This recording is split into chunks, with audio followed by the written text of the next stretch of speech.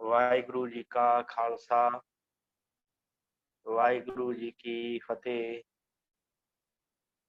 गुरु प्यारी साध संगत,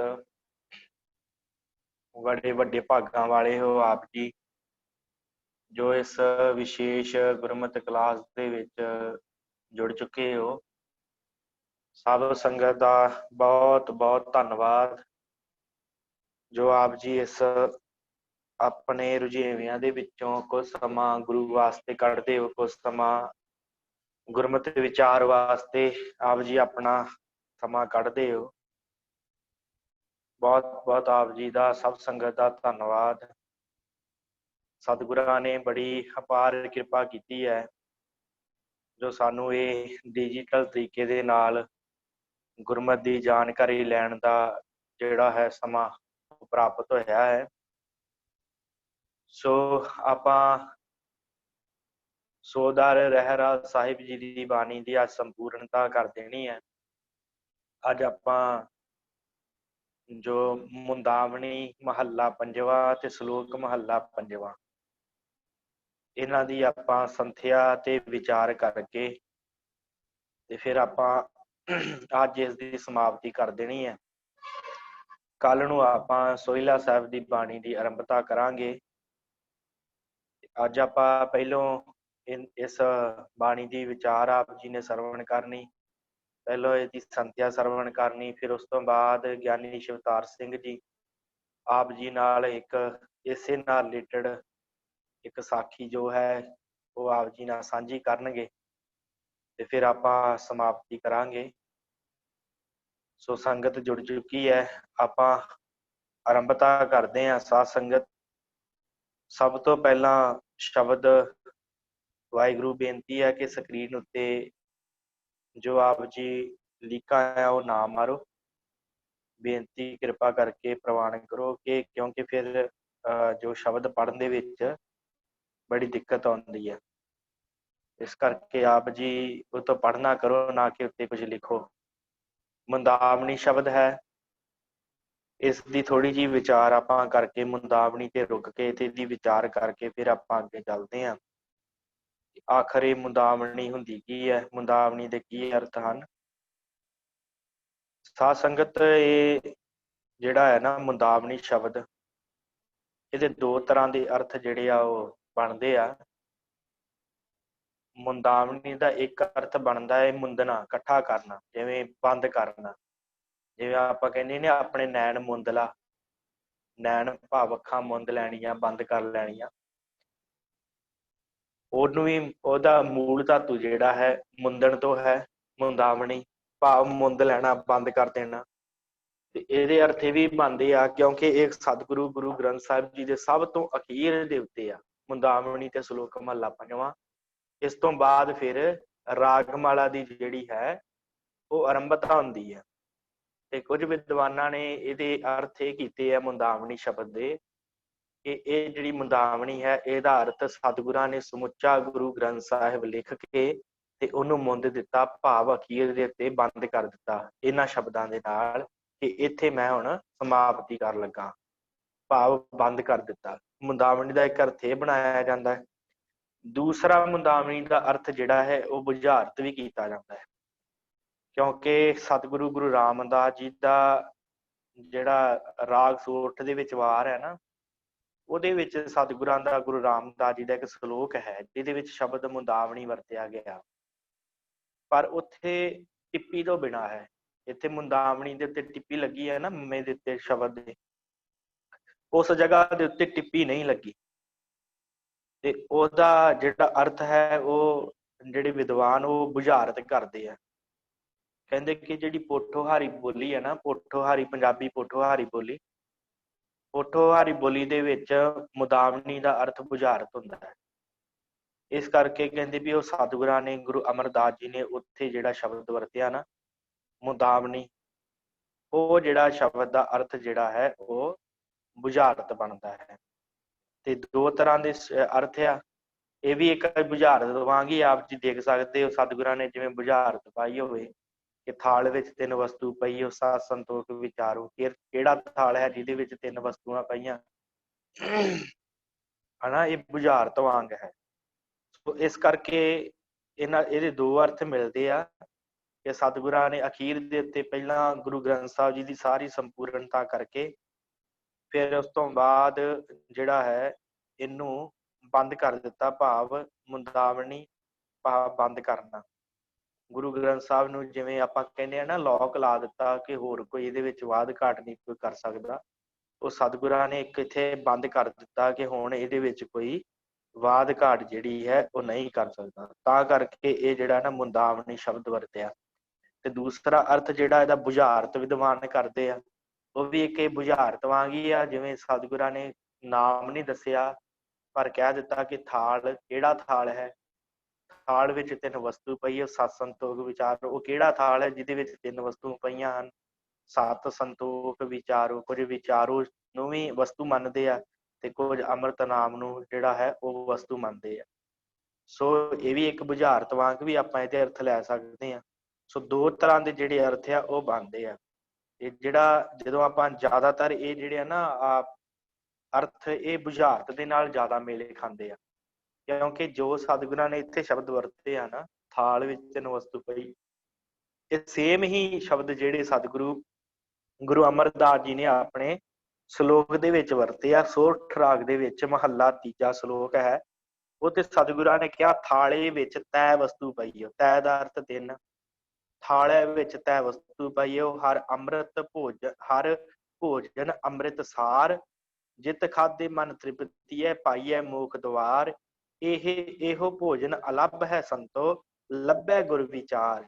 ਇਹ ਮੁਦਾਵਣੀ ਕਿਉਂ ਵਿੱਚੋਂ ਕੱਢੀਐ, ਸਦਾ ਰੱਖੀਏ ਉਰ ਧਾਰ। ਇਹ ਮੁਦਾਵਣੀ ਸਤਿਗੁਰ ਪਾਈ, ਗੁਰ ਸਿੱਖਾਂ ਲੱਦੀ ਭਾਲ। ਨਾਨਕ ਜਿਸ ਬੁਝਾਏ ਸੋ ਬੁਝਸੀ, ਹਰ ਪਾਇਆ ਗੁਰਮੁਖ ਕਾਲ। ਸਤਿਗੁਰ ਕਹਿੰਦੇ ਆ ਕਿ ਇਹ ਮੁਦਾਵਣੀ ਵਿੱਚੋਂ ਕਿਉਂ ਕੱਢੀ ਜਾਵੇ, ਤੇ ਗੁਰੂ ਨੇ ਪਾਈ ਹੈ, ਇਹ ਬੁਝਾਰਤ ਗੁਰੂ ਨੇ ਪਾਈ ਹੈ। ਪਰ ਗੁਰਸਿੱਖਾਂ ਲੱਦੀ ਭਾਲ, ਤੇ ਜਿਹੜੇ ਗੁਰੂ ਦੇ ਸਿੱਖ ਆ ਉਹ ਇਸ ਮੁਦਾਵਣੀ ਨੂੰ, ਇਸ ਬੁਝਾਰਤ ਨੂੰ ਬੁੱਝ ਲੈਂਦੇ ਆ। ਜਿਸ ਆਪ ਬੁਝਾਏ ਸੋ ਬੁਝਸੀ, ਪਰ ਬੁਝਦੇ ਕਿਹੜੇ ਆ? ਜਿਨ੍ਹਾਂ ਨੂੰ ਉਹ ਵਾਹਿਗੁਰੂ, ਜਿਨ੍ਹਾਂ ਨੂੰ ਅਕਾਲ ਪੁਰਖ ਆਪ ਬੁਝਾਉਂਦਾ ਹੈ, ਜਿਨ੍ਹਾਂ ਨੂੰ ਗੁਰੂ ਆਪ ਬੁਝਾਉਂਦਾ ਹੈ ਨਾ, ਉਹੀ ਬੁਝ ਸਕਦੇ ਬੁਝਾਰਤ। ਹਰ ਪਾਇਆ ਗੁਰਮੁਖ ਘਾਲ, ਤੇ ਜਿਹੜੇ ਗੁਰਮੁਖਾਂ ਨੇ ਘਾਲ ਘਾਲੀ ਉਹਨਾਂ ਨੂੰ ਜਿਹੜਾ ਹੈ ਇਸ ਦੀ ਸਾਰ ਆਉਂਦੀ ਹੈ। ਉਹਨਾਂ ਨੂੰ ਪਤਾ ਲੱਗਦਾ ਕਿ ਗੁਰੂ ਗ੍ਰੰਥ ਸਾਹਿਬ ਦੇ ਵਿੱਚ ਕਿੰਨਾ ਖਜ਼ਾਨਾ ਹੈ, ਗੁਰੂ ਗ੍ਰੰਥ ਸਾਹਿਬ ਦੇ ਵਿੱਚ ਕਿੰਨਾ ਕੁਝ ਹੈ ਜੋ ਅਸੀਂ ਪ੍ਰਾਪਤ ਕਰ ਸਕਦੇ ਹਾਂ, ਆਪਣੇ ਜੀਵਨ ਨੂੰ ਜਿਹੜਾ ਆ ਉਹਦੇ ਅਨੁਸਾਰ ਚਲਾ ਸਕਦੇ। ਸੋ ਇਹ ਜਿਹੜਾ ਹੈ ਮੁਦਾਵਣੀ ਸ਼ਬਦ ਹੈ, ਮੈਂ ਫਿਰ ਦੱਸ ਦੇਵਾਂ ਕਿ ਦੋ ਤਰ੍ਹਾਂ ਦੇ ਅਰਥ ਵਿਦਵਾਨਾਂ ਨੇ ਕੀਤੇ ਆ। ਇੱਕ ਅਰਥ ਜਿਹੜਾ ਹੈ ਮੁੰਦਣਾ, ਬੰਦ ਕਰਨਾ, ਤੇ ਦੂਸਰਾ ਅਰਥ ਜਿਹੜਾ ਹੈ ਉਹ ਹੈ ਬੁਝਾਰਤ, ਮੁਦਾਵਣੀ। ਤੇ ਜਿਹੜਾ ਸੋਠ ਰਾਗ ਦੇ ਵਿੱਚ ਹੈ ਉਹ ਟਿੱਪੀ ਤੋਂ ਬਿਨਾਂ ਆਉਂਦਾ ਹੈ ਮੁਦਾਵਣੀ, ਇੱਥੇ ਟਿੱਪੀ ਲਾਈ ਹੋਈ ਆ ਮੁੰਦਾਵਣੀ। ਸੋ ਇਸ ਕਰਕੇ ਇਹ ਜਿਹੜਾ ਸ਼ਬਦ ਹੈ ਇਹ ਦੋ ਤਰ੍ਹਾਂ ਦੇ ਨਾਲ ਆਇਆ ਹੈ, ਤੇ ਇਹਦੇ ਦੋ ਤਰ੍ਹਾਂ ਦੇ ਹੀ ਅਰਥ ਵਿਦਵਾਨਾਂ ਨੇ ਕੀਤੇ ਹੋਏ ਆ। ਸੋ ਆਪਾਂ ਇਹਦੀ ਜਿਹੜੀ ਆ ਸੰਥਿਆ ਉਹ ਆਰੰਭ ਕਰਦੇ ਹਾਂ। ਮੁੰਦਾਵਣੀ ਮਹੱਲਾ ਪੰਜਵਾਂ। ਮੁੰਦਾਵਣੀ ਆਪ ਜੀ ਨੂੰ ਦੱਸ ਦਿੱਤਾ, ਬੁਝਾਰਤ ਜਾਂ ਮੁੰਦਣਾ।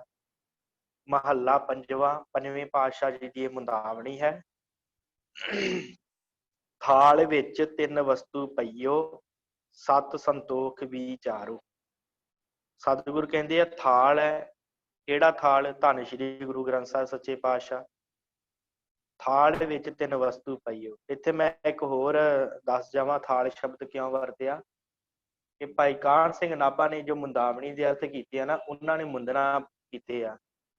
ਉਹ ਕਹਿੰਦੇ ਆ ਕਿ ਜਦੋਂ ਪੁਰਾਣੇ ਸਮਿਆਂ ਦੇ ਵਿੱਚ ਰਾਜੇ ਮਹਾਰਾਜਿਆਂ ਨੂੰ ਪ੍ਰਸ਼ਾਦਾ ਪਾਣੀ ਦਿੰਦੇ ਹੁੰਦੇ ਸਨ, ਉਹ ਜਿਸ ਥਾਲ ਦੇ ਵਿੱਚ ਪ੍ਰਸ਼ਾਦਾ ਪੈਂਦਾ ਹੁੰਦਾ ਸੀ, ਤੇ ਉਹ ਰਾਜੇ ਦਾ ਕੋਈ ਵਫਾਦਾਰ ਜਿਹੜਾ ਹੁੰਦਾ ਸੀ ਨਾ, ਕਿਉਂਕਿ ਪੁਰਾਣੇ ਸਮਿਆਂ 'ਚ ਰਾਜਿਆਂ ਮਹਾਰਾਜਿਆਂ ਨੂੰ ਵੀ ਧਿਆਨ ਰੱਖਣਾ ਪੈਂਦਾ ਸੀ ਕੋਈ ਜ਼ਹਿਰ ਨਾ ਦੇ ਦੇਵੇ। ਇਸ ਕਰਕੇ ਕੋਈ ਜਿਹੜਾ ਉਹਦਾ ਨੇੜਲਾ ਜਿਹੜਾ ਹੁੰਦਾ ਨਿਕਟਵਰਤੀ ਜਿਹੜਾ ਹੁੰਦਾ ਸੀ, ਉਹ ਕੀ ਕਰਦਾ ਸੀ ਕਿ ਜਿੱਥੋਂ ਪ੍ਰਸ਼ਾਦਾ ਪਾਣੀ ਬਣਦਾ ਸੀ ਉਸ ਜਗ੍ਹਾ ਦੇ ਉੱਤੇ ਉਹ ਆਪ ਖੜਦਾ ਹੁੰਦਾ ਸੀ, ਧਿਆਨ ਰੱਖਦਾ ਹੁੰਦਾ ਸੀ ਰਾਜੇ ਵਾਸਤੇ ਪ੍ਰਸ਼ਾਦਾ ਬਣ ਰਿਹਾ। ਉਹ ਜਦੋਂ ਪ੍ਰਸ਼ਾਦਾ ਬਣ ਕੇ ਤਿਆਰ ਹੋ ਜਾਂਦਾ ਸੀ, ਉਹ ਫਿਰ ਇੱਕ ਥਾਲ ਦੇ ਵਿੱਚ ਸਾਰਾ ਪ੍ਰਸ਼ਾਦਾ ਪਾ ਕੇ ਤੇ ਉੱਤੇ ਮੋਹਰ ਲਾ ਦਿੰਦਾ ਸੀ, ਤੋਂ ਬੰਦ ਕਰ ਦਿੰਦਾ ਸੀ, ਉਹਨੂੰ ਸੀਲ ਕਰ ਦਿੰਦਾ ਸੀ ਪੂਰੇ ਨੂੰ, ਕਿ ਹੁਣ ਇਹਦੇ ਵਿੱਚ ਕੋਈ ਮਿਲਾਵਟ ਨਾ ਕਰ ਸਕੇ, ਕੋਈ ਜ਼ਹਿਰ ਨਾ ਪਾ ਦੇਵੇ ਰਾਜੇ ਨੂੰ। ਇਸ ਕਰਕੇ ਉਹ ਕਹਿੰਦੇ ਵੀ ਮੁੰਦਾਵਣੀ ਭਾਵ ਮੁੰਦ ਲੈਣਾ, ਇਹ ਵੀ ਇਹਦੇ ਅਰਥ ਭਾਈ ਕਾਹਨ ਸਿੰਘ ਨਾਭਾ ਨੇ ਇਸ ਤਰ੍ਹਾਂ ਵੀ ਕੀਤੇ ਆ। ਤੇ ਇਸ ਕਰਕੇ ਇੱਥੇ ਸਤਿਗੁਰਾਂ ਨੇ ਕਿਹਾ ਇੱਕ ਥਾਲ ਹੈ, ਕਿਹੜਾ ਥਾਲ? ਧੰਨ ਸ਼੍ਰੀ ਗੁਰੂ ਗ੍ਰੰਥ ਸਾਹਿਬ, ਜੋ ਸਤਿਗੁਰਾਂ ਨੇ ਸਾਡੇ ਵਾਸਤੇ, ਜੋ ਮਨੁੱਖਤਾ ਵਾਸਤੇ ਥਾਲ ਪਰੋਸ ਕੇ ਦਿੱਤਾ ਹੈ। ਗੁਰੂ ਅਰਜਨ ਦੇਵ ਮਹਾਰਾਜ ਸੱਚੇ ਪਾਤਸ਼ਾਹ ਜੀ ਨੇ। ਸਤਿਗੁਰ ਕਹਿੰਦੇ ਇਸ ਥਾਲ ਦੇ ਵਿੱਚ, ਗੁਰੂ ਗ੍ਰੰਥ ਸਾਹਿਬ ਜੀ ਜੋ ਥਾਲ ਹਨ, ਉਹਦੇ ਵਿੱਚ 3 ਵਸਤੂਆਂ ਪਈਆਂ ਹੋਈਆਂ। ਸਤ ਸੰਤੋਖ ਵਿਚਾਰੋ। ਥਾਲ ਵਿੱਚ 3 ਵਸਤੂ ਪਈਓ, ਸਤ ਸੰਤੋਖ ਵਿਚਾਰੋ। ਵਿਚਾਰੋ ਸ਼ਬਦ ਪੜ੍ਹਨਾ ਹੈ, ਵਿਚਾਰੋ ਨਹੀਂ ਪੜ੍ਹਨਾ, ਵਿਚਾਰੋ। ਜਿਹੜਾ ਪ੍ਰੋਫੈਸਰ ਸਾਹਿਬ ਸਿੰਘ ਉਹਨਾਂ ਨੇ ਇਹਦੇ ਤਿੰਨਾਂ ਦੇ ਅਰਥ ਕੀਤੇ ਆ। ਇਹ 3 ਚੀਜ਼ਾਂ ਇਹਨਾਂ ਨੂੰ ਗਿਣਿਆ ਹੈ, ਸਤ ਸੰਤੋਖ ਤੇ ਵਿਚਾਰ ਨੂੰ। 3 ਚੀਜ਼ਾਂ ਇਹ ਗਿਣੀਆਂ। ਤੇ ਫਰੀਦਕੋਟ ਵਾਲੇ ਟੀਕੇ ਨੇ ਸਤ ਸੰਤੋਖ ਨੂੰ 2 ਚੀਜ਼ਾਂ, ਤੇ ਤੀਸਰੀ ਚੀਜ਼ ਜਿਹੜੀ ਅਗਲੀ ਪੰਕਤੀ 'ਚ ਹੈ ਨਾ, ਅੰਮ੍ਰਿਤ ਨਾਮ ਠਾਕੁਰ ਕਾ ਪਾਇਓ, ਅੰਮ੍ਰਿਤ ਨਾਮ ਨੂੰ ਤੀਸਰੀ ਚੀਜ਼ ਗਿਣਿਆ ਹੈ। ਕਹਿਣ ਤੋਂ ਭਾਵ ਕਿ ਜੋ ਪ੍ਰੋਫੈਸਰ ਸਾਹਿਬ ਸਿੰਘ ਹੋਣਾ ਨੇ ਅਰਥ ਕੀਤੇ ਆ, ਉਹਨਾਂ ਨੇ ਸਤ ਸੰਤੋਖ ਜਿਹੜਾ ਸ਼ਬਦ ਹੈ ਤੇ ਵਿਚਾਰ ਜਿਹੜਾ ਹੈ, ਇਹ 3 ਵਸਤੂਆਂ ਦੀ ਗੱਲ ਕੀਤੀ ਆ। ਤੇ ਜਿਹੜਾ ਫਰੀਦਕੋਟ ਵਾਲਾ ਟੀਕਾ ਹੈ, ਉਹਨਾਂ ਨੇ ਸਤ ਸੰਤੋਖ ਤੇ ਅੰਮ੍ਰਿਤ ਨਾਮ, ਇਹਨਾਂ 3 ਚੀਜ਼ਾਂ ਦੀ ਗੱਲ ਕੀਤੀ। ਤਾਂ ਆਪਾਂ ਦੋਵਾਂ ਤਰ੍ਹਾਂ ਦੇ ਅਰਥ ਕਰਦੇ ਹਾਂ। ਪਹਿਲੇ ਅਰਥ ਆਪ ਜੀ ਸਰਵਣ ਕਰ ਲਓ। ਥਾਲ ਵਿੱਚ 3 ਵਸਤੂ ਪਈ ਹੋ। ਥਾਲ ਦੇ ਵਿੱਚ 3 ਵਸਤੂਆਂ ਪਈਆਂ ਹਨ, ਕਿਹੜੀਆਂ? ਸਤ ਸੰਤੋਖ ਤੇ ਵਿਚਾਰੋ। ਸਤ ਪਿਆ ਹੈ, ਜਿਹਦੇ ਨਾਲ ਭਗਤੀ ਦਾ ਮਨੋਰਥ ਪੂਰਾ ਹੁੰਦਾ ਮਨੁੱਖ ਦਾ। ਮਨੁੱਖ ਭਗਤੀ ਕਰਦਾ ਹੈ, ਸਤ ਕਮਾ ਕੇ ਜੀਵਨ ਦੇ ਵਿੱਚ ਸਤ ਧਾਰਨ ਕਰਦਾ ਹੈ, ਉਹਦੇ ਨਾਲ ਭਗਤੀ ਹੁੰਦੀ ਹੈ, ਉਹਦਾ ਮਨੋਰਥ ਪੂਰਾ ਹੁੰਦਾ ਹੈ ਜਿਹੜਾ ਸਤ ਨੂੰ ਕਮਾਉਂਦਾ ਹੈ। ਇਹ ਵੀ ਗੁਰੂ ਗ੍ਰੰਥ ਸਾਹਿਬ ਦੇ ਵਿੱਚ ਹੈ ਕਿ ਭਾਈ ਤੂੰ ਸਤ ਕਿਵੇਂ ਕਮਾਉਣਾ, ਕਿਵੇਂ ਤੂੰ ਆਪਣੇ ਜੀਵਨ ਦੇ ਵਿੱਚ ਸਤ ਲੈ ਕੇ ਆਉਣਾ। ਫਿਰ ਦੂਸਰੀ ਚੀਜ਼ ਹੈ ਸੰਤੋਖ। ਸੰਤੋਖ ਜੋ ਕਰਮ ਮਾਰਗ ਦੀ ਦੌੜ ਹੈ ਮਨੁੱਖ ਦੀ, ਭੱਜਾ ਫਿਰਦਾ ਕਿਤੇ ਉੱਧਰ ਕਿਤੇ ਉੱਧਰ, ਟਿਕਾਊ ਨਹੀਂ ਹੈ ਕਿਤੇ। ਉਹ ਟਿਕਾਊ ਵੀ ਉਹਨੂੰ ਗੁਰੂ ਗ੍ਰੰਥ ਸਾਹਿਬ ਦੀ ਬਾਣੀ ਪੜ੍ਹ ਕੇ ਆਉਣਾ। ਸੰਤੋਖੀ ਜੀਵਨ ਉਹਦਾ ਗੁਰੂ ਗ੍ਰੰਥ ਸਾਹਿਬ ਦੀ ਬਾਣੀ ਪੜ੍ਹ ਕੇ ਆਉਣਾ ਹੈ। ਸਤ ਸੰਤੋਖ ਫਿਰ ਵਿਚਾਰੋ। ਤੇ ਤੀਸਰੀ ਚੀਜ਼ ਹੈ ਵਿਚਾਰ, ਭਾਵ ਗਿਆਨ। ਜੋ ਮਨੁੱਖ ਗਿਆਨ ਲੈ ਕੇ ਵਿਚਾਰ ਕਰਦਾ ਹੈ, ਉਹ ਗਿਆਨ ਵੀ ਉਹਨੂੰ ਗੁਰੂ ਗ੍ਰੰਥ ਸਾਹਿਬ ਜੀ ਤੋਂ ਮਿਲਦਾ, ਅਧਿਆਤਮਿਕ ਗਿਆਨ। ਇਹ 3 ਵਸਤੂਆਂ ਜਿਹੜੀਆਂ ਉਹਨੂੰ ਪ੍ਰਾਪਤ ਹੁੰਦੀਆਂ। ਥਾਲ ਵਿੱਚ 3 ਵਸਤੂ ਪਈ ਹੋ। ਸਤ, ਜਿਹਦੇ ਨਾਲ ਮਨੁੱਖ ਆਪਣਾ ਜੀਵਨ ਜਿਹੜਾ ਹੈ ਸੱਚਾ ਹੋ ਕੇ ਸਤ ਕਮਾ ਕੇ ਜਿਉਂਦਾ ਹੈ। ਤੇ ਸੰਤੋਖ, ਸੰਤੋਖੀ ਹੋ ਕੇ ਜੀਵਨ ਜੀਉਣ ਦੀ ਜਾਚ ਵੀ ਗੁਰੂ ਗ੍ਰੰਥ ਸਾਹਿਬ ਤੋਂ ਆਉਂਦੀ ਹੈ। ਫਿਰ ਵਿਚਾਰ ਦਾ ਅਰਥ ਉਹਨੂੰ ਗਿਆਨ ਵੀ ਗੁਰੂ ਗ੍ਰੰਥ ਸਾਹਿਬ ਜੀ ਤੋਂ ਪ੍ਰਾਪਤ ਹੁੰਦਾ ਹੈ, ਜਿਹਦੇ ਨਾਲ ਉਹਨੇ ਆਪਣਾ ਜੀਵਨ ਨਿਰਬਾਹ ਤੋਰਨਾ ਹੁੰਦਾ ਹੈ। ਅੰਮ੍ਰਿਤ ਨਾਮ ਠਾਕੁਰ ਕਾ ਪਇਓ। ਅੰਮ੍ਰਿਤ ਨਾਮ, ਅੰਮ੍ਰਿਤ ਨਾਮ ਠਾकुर का पयो जिसका सब सु आधारो। ਅੰਮ੍ਰਿਤ ਨਾਮ ਹੈ ਇੱਕ ਇਹਦੇ ਵਿੱਚ ਪਿਆ, ਇਸ ਥਾਲ ਦੇ ਵਿੱਚ ਅਕਾਲ ਪੁਰਖ ਦਾ ਨਾਮ, ਉਸ ਠਾਕੁਰ ਦਾ ਨਾਮ। ਅੰਮ੍ਰਿਤ ਨਾਮ ਠਾਕੁਰ ਕਾ ਪਇਓ। ਗੁਰੂ ਗ੍ਰੰਥ ਸਾਹਿਬ ਦੇ ਵਿੱਚ ਨਾਮ ਅੰਮ੍ਰਿਤ ਜਿਹੜਾ ਹੈ ਉਹ ਵੀ ਮਿਲਦਾ ਹੈ। ਸ਼ਬਦ ਅੰਮ੍ਰਿਤ ਜਿਹੜਾ ਹੈ ਉਹ ਮਨੁੱਖ ਨੂੰ ਪ੍ਰਾਪਤ ਹੁੰਦਾ, ਜਿਸਕਾ ਸਭ ਸੁ ਆਧਾਰੋ। ਭਾਵ ਇਹ ਜਿਹੜਾ ਸਾਰੀ ਮਨੁੱਖਤਾ ਦੇ ਵਾਸਤੇ ਆਸਰਾ ਹੈ, ਉਹਦਾ ਆਧਾਰੋ ਹੈ। ਭਾਵ ਸਾਰੀ ਮਨੁੱਖਤਾ ਦਾ, ਸਾਰਿਆਂ ਦਾ ਆਸਰਾ ਹੈ ਗੁਰੂ ਗ੍ਰੰਥ ਸਾਹਿਬ ਸੱਚੇ ਪਾਤਸ਼ਾਹ ਜੀ। ਜੋ ਅੰਮ੍ਰਿਤ ਨਾਮ ਹੈ ਉਹ ਸਾਰੀ ਮਨੁੱਖਤਾ ਦਾ ਆਸਰਾ ਹੈ। ਜਿਹੜਾ ਜਿਹੜਾ ਜਪਦਾ ਹੈ ਉਹਦਾ ਉਧਾਰ ਹੋਈ ਜਾਂਦਾ। ਇਸ ਕਰਕੇ ਇਹ ਆਧਾਰੋ ਭਾਵ ਉਹਦਾ ਹੀ ਆਸਰਾ ਹੈ, ਉਹਦਾ ਹੀ ਆਧਾਰ ਹੈ, ਜਿਹੜਾ ਮਨੁੱਖ ਅੰਮ੍ਰਿਤ ਨਾਮ ਠਾਕੁਰ ਦਾ ਗੁਰੂ ਗ੍ਰੰਥ ਸਾਹਿਬ ਦੇ ਵਿੱਚੋਂ ਲੈ ਕੇ ਆਪਣਾ ਜੀਵਨ ਨਿਰਬਾਹ ਜਿਹੜਾ ਚਲਾਉਂਦਾ ਹੈ। ਸੋ 3 ਵਸਤੂਆਂ ਉੱਤੇ ਇਹਨਾਂ ਨੇ ਗੱਲ ਕੀਤੀ ਹੈ ਪ੍ਰੋਫੈਸਰ ਸਾਹਿਬ ਸਿੰਘ ਨੇ। ਤੇ ਜਿਹੜੀ ਚੌਥੀ ਵਸਤੂ ਹੈ ਅੰਮ੍ਰਿਤ ਨਾਮ ਠਾਕੁਰ ਕਾ, ਭਾਵ ਇਹਨਾਂ ਨੇ 4 ਵਸਤੂਆਂ ਗਿਣਤੀਆਂ। ਹੁਣ ਫਰੀਦਕੋਟ ਵਾਲੇ ਟੀਕੇ ਵਾਲੇ ਕਹਿੰਦੇ ਆ ਕਿ ਪ੍ਰਮਾਤਮਾ ਨੇ ਗੁਰੂ ਸਾਹਿਬ ਨੇ ਥਾਲ ਵਿੱਚ 3 ਵਸਤੂ ਪਈ। 3 ਵਸਤੂ ਹਨ, ਪਹਿਲੀ ਸਤ ਹੈ, ਦੂਸਰਾ ਸੰਤੋਖ ਹੈ। ਇਹ ਜਿਹੜਾ ਸਤ ਤੇ ਸੰਤੋਖ ਹੈ, ਭਾਵ ਸਤ ਬੋਲਣਾ, ਯਥਾ ਲਾਭ ਸੰਤੋਖ, ਇਹ ਵਸਤੂ ਵਿਚਾਰੋ ਅਰਥਾਤ ਸਮਝੋ। ਇਹਨਾਂ ਵਿਚਾਰੋ ਦਾ ਅਰਥ ਸਮਝਣਾ ਕੀਤਾ ਹੈ ਕਿ ਸਤ ਤੇ ਸੰਤੋਖ ਨੂੰ ਵਿਚਾਰਨਾ ਹੈ ਮਨੁੱਖ ਨੇ। ਜਿਹੜੀਆਂ ਵਸਤੂਆਂ ਪਈਆਂ ਹਨ, ਇੱਕ ਸਤ ਹੈ ਗੁਰੂ ਗ੍ਰੰਥ ਸਾਹਿਬ ਵਿੱਚ ਤੇ ਇੱਕ ਸੰਤੋਖ ਹੈ। ਇਹਨੂੰ ਵਿਚਾਰਨਾ ਹੈ, ਵਿਚਾਰ ਕੇ ਆਪਣੇ ਜੀਵਨ ਚ ਧਾਰਨ ਕਰਨਾ ਹੈ ਕਿ ਮੈਂ ਕਿੰਨਾ ਕੁ ਸਤ ਕਮਾ ਸਕਦਾ, ਮੈਂ ਕਿੰਨਾ ਕੁ ਆਪਣੇ ਜੀਵਨ ਚ ਸੰਤੋਖ ਲੈ ਕੇ ਆ ਸਕਦਾ। ਇਹ 2 ਚੀਜ਼ਾਂ ਜਿਹੜੀਆਂ ਕਹਿੰਦੇ ਇਹਨਾਂ ਦਾ ਵਿਚਾਰ ਕਰਨਾ ਹੈ। ਫਿਰ ਤੀਸਰੀ ਚੀਜ਼ ਉਹ ਕਹਿੰਦੇ ਆ ਅੰਮ੍ਰਿਤ ਨਾਮ ਠਾਕੁਰ ਕਾ ਪਇਓ। ਤੀਸਰੀ ਚੀਜ਼ ਜਿਹੜੀ ਉਹ ਕਹਿੰਦੇ ਅੰਮ੍ਰਿਤ ਨਾਮ ਹੈ ਅਕਾਲ ਪੁਰਖ ਦਾ, ਉਸ ਪਰਮਾਤਮਾ ਦਾ, ਉਸ ਠਾਕੁਰ ਦਾ। जिसका सब सो आधारो, ਜਿਹੜਾ ਸਾਰਿਆਂ ਦਾ ਆਸਰਾ ਹੈ। ਭਾਵੇਂ ਕੋਈ ਨੀਚ ਜਪੇ, ਭਾਵੇਂ ਕੋਈ ਉੱਚਾ ਜਪੇ, ਭਾਵੇਂ ਕਿਸੇ ਵੀ ਧਰਮ ਨਾਲ ਸੰਬੰਧ ਰੱਖਣ ਵਾਲਾ ਜਪੇ, ਇਸ ਨਾਮ ਨੂੰ ਉਹਦਾ ਇਹ ਆਸਰਾ ਹੈ। ਸੰਸਾਰ ਦੇ ਸਮੁੱਚੇ ਜੀਵਾਂ ਦਾ ਆਸਰਾ ਜਿਹੜਾ ਹੈ ਉਹ ਅੰਮ੍ਰਿਤ ਨਾਮ ਹੈ। ਸੋ ਇਹ ਦੋ ਤਰ੍ਹਾਂ ਦੇ ਅਰਥ ਜਿਹੜੇ ਮੈਂ ਆਪ ਜੀ ਦੇ ਸਾਹਮਣੇ ਰੱਖ ਦਿੱਤੇ ਹਨ, ਆਪ ਜੀ ਨੇ ਵਿਚਾਰ ਲੈਣਾ। ਫਿਰ ਅੱਗੇ ਬਖਸ਼ਿਸ਼ ਕਰਦੇ ਆ ਸਤਿਗੁਰੂ, ਜੇ ਕੋ ਖਾਵੈ ਜੇ ਕੋ ਪੁੰਚੈ।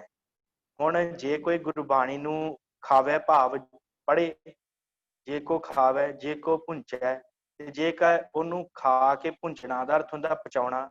ਜਿਵੇਂ ਆਪਾਂ ਪ੍ਰਸ਼ਾਦਾ ਛਕ ਲਈਏ ਤੇ ਆਪਾਂ ਪਚਾਈਏ ਨਾ, ਅੰਦਰ ਲੈ ਕੇ ਨਾ ਜਾਈਏ, ਛਕ ਲਈਏ ਮੂੰਹ ਦੇ ਵਿੱਚ ਹੀ ਰੱਖੀਏ, ਉਹਦੇ ਨਾਲ ਵੀ ਕੋਈ ਗੱਲ ਨਹੀਂ ਬਣਦੀ।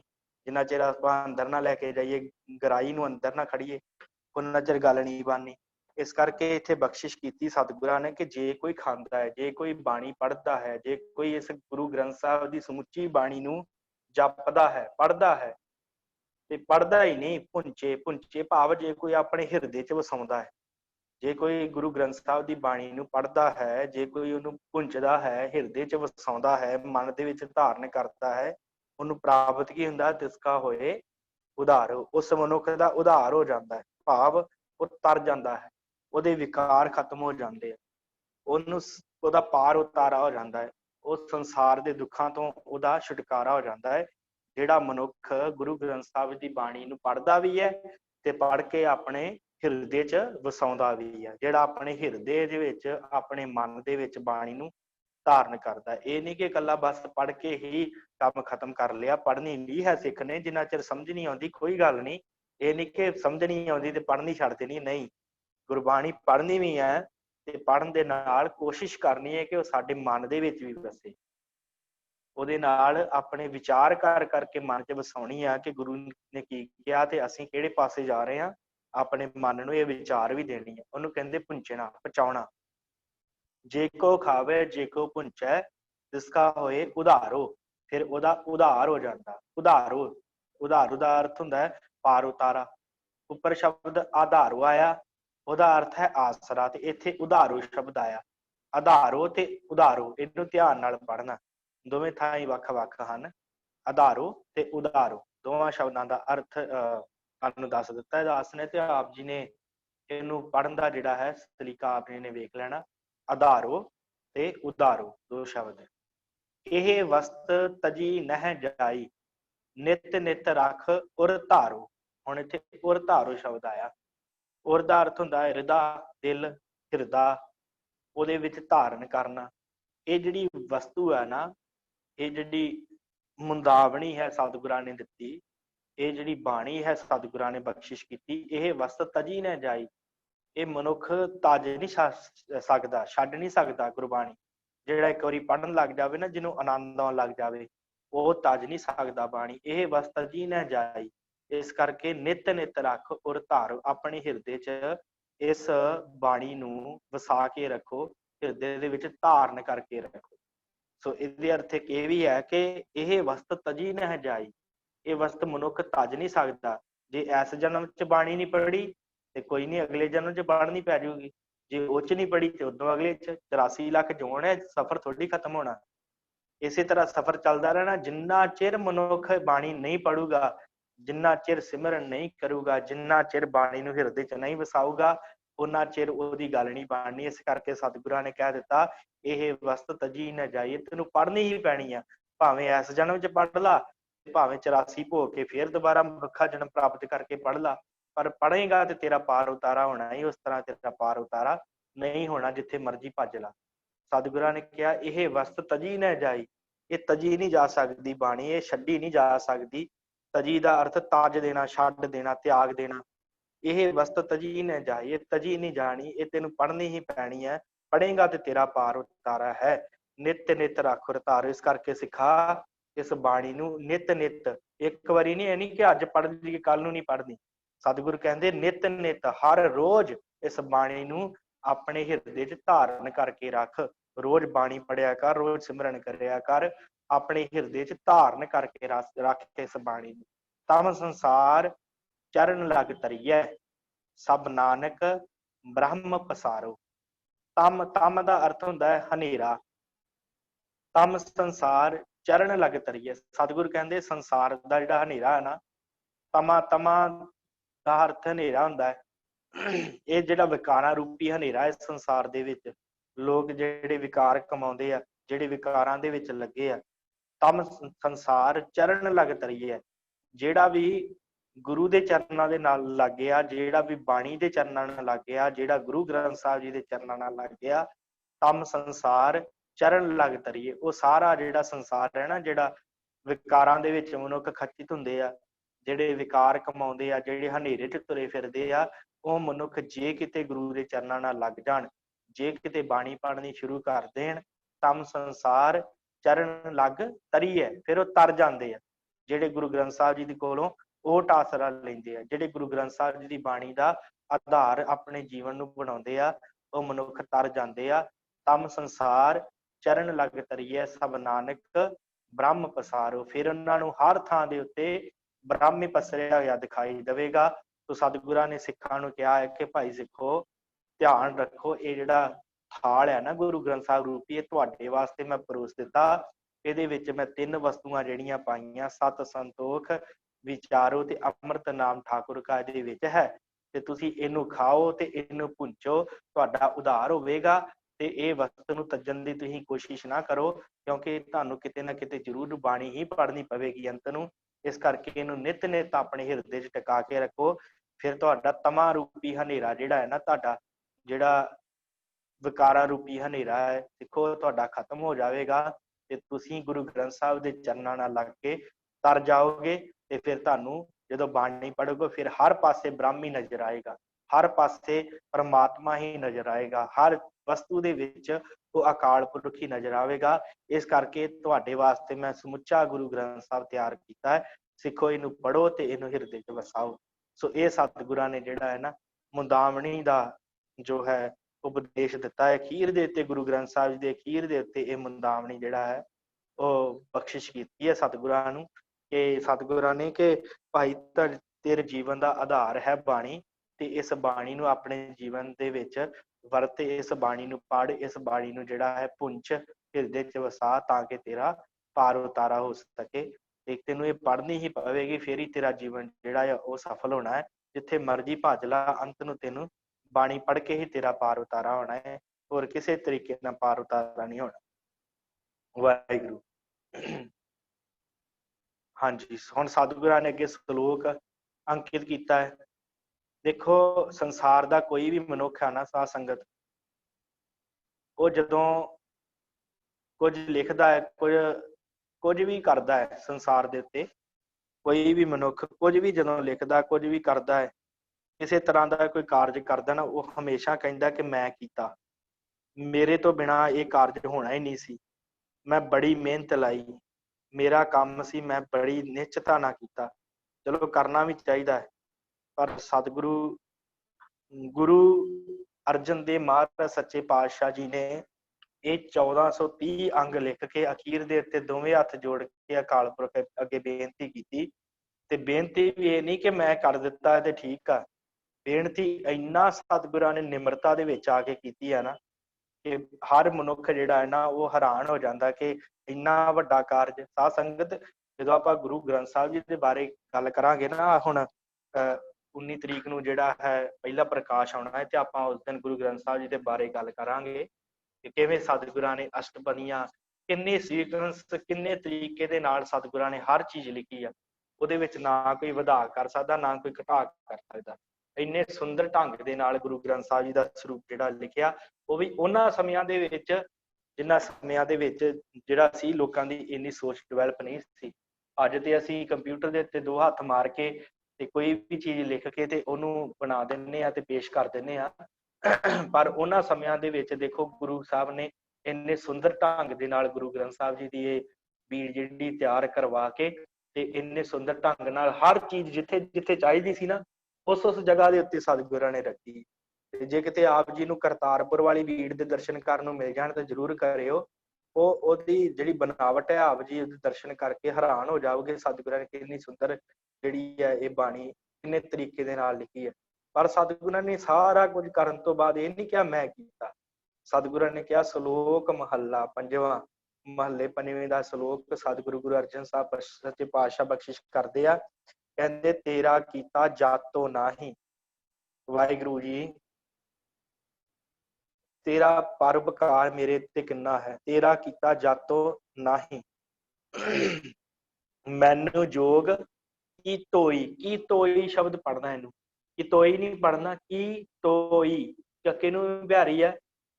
ਤੇਰਾ ਕੀਤਾ ਜਾਤੋ ਨਾਹੀ, ਇੱਥੇ ਰੁਕਣਾ, ਮੈਨੂੰ ਜੋਗ ਕੀਤੋਈ, ਇਸ ਤਰ੍ਹਾਂ ਪੜਨਾ ਹੈ। हे ਪ੍ਰਭੂ ਮੈਂ ਤੇਰੇ ਪਰਉਪਕਾਰ ਦੀ ਕਦਰ ਸਮਝ ਨਹੀਂ ਸਕਦਾ। ਤੂੰ ਕਿੰਨਾ ਮੇਰੇ ਤੇ ਪਰਉਪਕਾਰ ਕੀਤਾ ਹੈ ਕਿ ਤੂੰ ਮੈਨੂੰ ਇੰਨੇ ਯੋਗ ਬਣਾ ਦਿੱਤਾ। ਮੈਨੂੰ ਯੋਗ ਕੀਤੋਈ, ਤੂੰ ਮੈਨੂੰ ਯੋਗ ਬਣਾ ਦਿੱਤਾ ਕਿ ਮੈਂ ਇਹ ਜਿਹੜਾ ਬਾਣੀ ਦਾ ਜਹਾਜ਼ ਜਿਹੜਾ ਹੈ ਨਾ ਉਹ ਰਚ ਦਿੱਤਾ। ਇਸ ਬਾਣੀ ਦੇ ਜਹਾਜ਼ ਰਚਣ ਦੇ ਵਿੱਚ ਵੀ ਤੂੰ ਹੀ ਮੈਨੂੰ ਕਿਰਪਾ ਕੀਤੀ ਹੈ ਕਿ ਮੈਂ ਇਸ ਸਮੁੱਚੀ ਬਾਣੀ ਨੂੰ ਇੱਕ ਢੰਗ ਦੇ ਨਾਲ, ਤਰੀਕੇ ਦੇ ਨਾਲ ਲਿਖਿਆ। ਇਹ ਕਿਰਪਾ ਤੂੰ ਮੇਰੇ ਉੱਤੇ ਕੀਤੀ ਆ। ਤੇਰਾ ਕੀਤਾ ਜਾਤੋ ਨਾਹੀ ਮੈਨੂੰ ਜੋਗ ਕੀਤੋਈ, ਮੈਂ ਨਿਰਗੁਣਿਆਰੇ ਕੋ ਗੁਣ ਨਾਹੀ। ਸਤਿਗੁਰਾਂ ਦੇ ਵੇਖੋ ਸਭ ਤੋਂ ਵੱਧ ਬਾਣੀ ਹੈ ਗੁਰੂ ਅਰਜਨ ਸਾਹਿਬ ਦੀ, ਗੁਰੂ ਗ੍ਰੰਥ ਸਾਹਿਬ ਦੇ ਵਿੱਚ, ਪਰ ਫਿਰ ਵੀ ਸਤਿਗੁਰ ਕਹਿੰਦੇ ਮੈਂ ਨਿਰਗੁਣਿਆਰੇ ਕੋ ਗੁਣ ਨਾਹੀ। ਵਾਹਿਗੁਰੂ ਜੀ ਮੇਰੇ ਵਿੱਚ ਮੈਂ ਨਿਰਗੁਣਿਆਰ ਹਾਂ, ਮੈਂ ਗੁਣਹੀਣ ਹਾਂ, ਮੇਰੇ ਵਿੱਚ ਕੋਈ ਗੁਣ ਨਹੀਂ ਹੈ। ਮੈਂ ਨਿਰਗੁਣਿਆਰੇ ਕੋ ਗੁਣ ਨਾਹੀ, ਕੋ ਦਾ ਅਰਥ ਕੋਈ ਵੀ ਗੁਣ ਨਹੀਂ ਮੇਰੇ ਵਿੱਚ। ਕੋ ਗੁਣ ਨਾਹੀ ਆਪੇ ਤਰਸ ਪਇਓਈ, ਪਇਓਈ ਪੜਨਾ, ਇਹਨੂੰ ਪਇਓਈ ਨਹੀਂ ਪੜਨਾ, ਪਇਓਈ, ਆਪੇ ਤਰਸ ਪਇਓਈ। ਵਾਹਿਗੁਰੂ ਜੀ ਤੁਹਾਨੂੰ ਮੇਰੇ ਤੇ ਤਰਸ ਆ ਗਿਆ ਤੇ ਇੰਨਾ ਵੱਡਾ ਕਾਰਜ ਕਰ ਲਿਆ, ਨਹੀਂ ਤੇ ਮੈਂ ਤੇ ਨਿਰਗੁਣਿਆਰਾ ਸਾਂ, ਮੇਰੇ ਕੋਲ ਤੇ ਕੋਈ ਗੁਣ ਹੀ ਨਹੀਂ ਸੀ। ਤਰਸ ਪਿਆ ਮਿਹਰਾਮਤ ਹੋਈ, ਮਿਹਰਾਮਤ, ਮੈਂ ਰਹਿਮਤ ਨਹੀਂ ਪੜਨਾ, ਇਹਨੂੰ ਕੁਛ ਮੇਹੇ ਨੂੰ ਵੱਖਰਾ ਕਰਕੇ ਜਦੋਂ ਆਪਾਂ ਪੜ੍ਹਦੇ ਆ ਨਾ ਇੱਕ ਲੈ ਦੇ ਵਿੱਚ, ਤਰਸ ਪਿਆ, ਇੱਥੇ ਥੋੜਾ ਜਿਹਾ ਰੁਕਣਾ ਹੈ। ਕਈ ਕਿਵੇਂ ਪੜ੍ਹਦੇ ਆ, ਤਰਸ ਪਿਆ ਮੇਹੇ, ਇੱਥੇ ਰੁਕਦੇ ਆ, ਨਹੀਂ ਇਸ ਤਰ੍ਹਾਂ ਨਹੀਂ ਰੁਕਣਾ। ਆਪਾਂ ਏਦਾਂ ਪੜ੍ਹ ਸਕਦੇ ਹਾਂ, ਤਰਸ ਪਿਆ ਮਿਹਰਾਮਤ ਹੋਈ ਸਤਿਗੁਰ ਸੱਜਣ ਮਿਲਿਆ। ਇਸ ਤਰ੍ਹਾਂ ਆਪਾਂ ਪੜ੍ਹ ਸਕਦੇ ਹਾਂ, ਨਾ ਕਿ ਇਸ ਤਰ੍ਹਾਂ ਤਰਸ ਪਿਆ ਮੇਹੇ ਰਾਮਤ ਹੋਈ, ਇਸ ਤਰ੍ਹਾਂ ਨਹੀਂ ਆਪਾਂ ਪੜ੍ਹਨਾ। ਇੱਥੇ ਰੁਕ ਸਕਦੇ ਤੁਸੀਂ, ਤਰਸ ਪਿਆ ਮਿਹਰਾਮਤ ਹੋਈ, ਮਿਹਰਾਮਤ ਸਤਿਗੁਰ ਸੱਜਣ ਮਿਲਿਆ। ਐਸੀ ਆਪ ਜੀ ਨੇ ਤਰਸ ਕੀਤਾ ਸਾਡੇ ਉੱਤੇ, ਤਰਸ ਪਿਆ ਮਿਹਰਾਮਤ ਹੋਈ, ਤੁਹਾਡੀ ਮਿਹਰ ਹੋਈ, ਤੁਹਾਡੀ ਦਇਆ ਹੋਈ, ਸਤਿਗੁਰ ਸੱਜਣ ਮਿਲਿਆ ਕਿ ਸਾਨੂੰ ਸਤਿਗੁਰ ਸੱਜਣ ਦੀ ਪ੍ਰਾਪਤੀ ਹੋ ਗਈ। ਭਾਵ ਸਤਿਗੁਰੂ ਕੌਣ? ਗੁਰੂ ਰਾਮਦਾਸ ਜੀ ਦੀ ਪ੍ਰਾਪਤੀ ਹੋਈ, ਗੁਰੂ ਅਮਰਦਾਸ ਜੀ ਦੀ ਪ੍ਰਾਪਤੀ ਹੋਈ, ਗੁਰੂ ਅੰਗਦ ਦੇਵ ਜੀ ਦੀ, ਆਦਿ ਗੁਰੂ ਨਾਨਕ ਸਾਹਿਬ ਜੀ ਦੀ ਸਾਨੂੰ ਪ੍ਰਾਪਤੀ ਹੋਈ। ਤਾਂ ਅਸੀਂ ਇਹ ਜਿਹੜਾ ਕਾਰਜ ਸੰਪੂਰਨ ਕੀਤਾ ਤੇ ਇਹ ਸਾਰਾ ਤੁਹਾਡੀ ਤਰਸ ਦੀ, ਤੁਹਾਡੀ ਮਿਹਰ ਦੀ ਨਿਗਾਹ ਦੇ ਨਾਲ ਹੀ ਹੋਇਆ। ਤੁਹਾਡਾ ਤਰਸ ਪਿਆ ਅਕਾਲ ਪੁਰਖ ਜੀ, ਤੇ ਫਿਰ ਸਾਨੂੰ ਗੁਰੂ ਸਾਹਿਬਾਨਾਂ ਦੀ ਰਹਿਮਤ ਹੋਈ ਤੇ ਉਹਨਾਂ ਨੇ ਫਿਰ ਸਤਿਗੁਰੂ ਸੱਜਣ ਮਿਲਿਆ। ਫਿਰ ਸਾਨੂੰ ਸਤਿਗੁਰੂ ਸੱਜਣ ਦੀ ਪ੍ਰਾਪਤੀ ਹੋ ਗਈ। ਸਤਿਗੁਰੂ ਸੱਜਣ ਮਿਲਿਆ, ਸਤਿਗੁਰੂ ਸੱਜਣ ਦਾ ਅਰਥ ਮਿੱਤਰ, ਸਤਿਗੁਰੂ ਮਿੱਤਰ ਜਿਹੜਾ ਪ੍ਰਾਪਤ ਹੋਇਆ। ਸਤਿਗੁਰੂ ਸੱਜਣ ਮਿਲਿਆ, ਨਾਨਕ ਨਾਮ ਮਿਲੇ ਤਾਂ ਜੀਵਾ, ਤਨ ਮਨ ਥੀਵੈ ਹਰਿਆ। ਸਤਿਗੁਰੂ ਆਖਦੇ ਆ ਨਾਨਕ ਨਾਮ ਮਿਲੇ ਤਾਂ ਜੀਵਾ। ਜੇ ਨਾਮ ਮਿਲੇ ਤੇ ਜੀਵਨ ਹੈ, ਜੇ ਨਾਮ ਨਹੀਂ ਹੈ ਤੇ ਜੀਵਨ ਨਹੀਂ ਹੈ। ਨਾਨਕ ਨਾਮ ਮਿਲੇ ਤਾਂ ਜੀਵਾਂ, ਤਾਂ ਜੀਦਾ ਹਾਂ ਮੈਂ ਜੇ ਨਾ ਮਿਲ ਜੇ। ਜਿਵੇਂ ਸਤਿਗੁਰਾਂ ਨੇ ਕਿਹਾ ਆਖਾਂ ਜੀਵਾਂ ਵਿਸਰੈ ਮਰ ਜਾਉ, ਜੇ ਆਖਦਾ ਹਾਂ ਤੇ ਜਿਉਣਾ ਹਾਂ, ਜੇ ਵਿਸਰ ਜਾਂਦਾ ਹੈ ਅਕਾਲ ਪੁਰਖ ਤੇ ਮਰ ਜਾਂਦਾ ਹਾਂ।